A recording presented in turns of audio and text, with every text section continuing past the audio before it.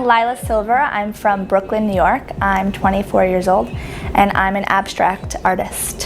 When I was a senior in college, I took a painting class, and I absolutely became obsessed with painting and using different untraditional ways and methods of applying paint to a canvas. So from there, it was my senior year, my very last semester.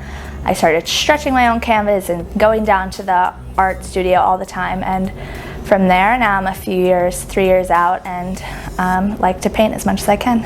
Often use the color blue. It's one of my favorite colors since I was a child, and so that really I try to weave through all of my paintings, is staying with a one singular color and just kind of exploring the different ways if I mix blue and black, seeing what is going to create of that, and then adding a lot of water to it to let the painting kind of create a world of its own.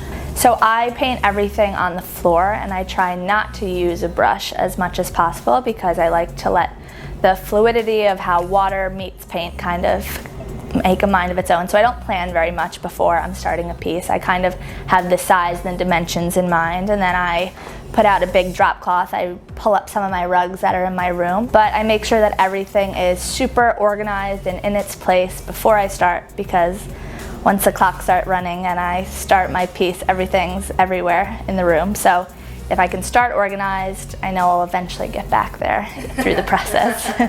I think being an artist just means having the freedom to explore different ideas and colors and just experiment with different forms. So having that ability. For this, since it wasn't working on a typical canvas that I usually work with, I started throwing water on it and seeing how it settled, and ultimately got pretty frustrated that it wasn't acting how it usually does. So I was like, I never plan for a painting. I'm not going to plan for this, so we shall see, because it's going to be like everything else I do, and just like covering up the mess that I think I'm making a lot of the time.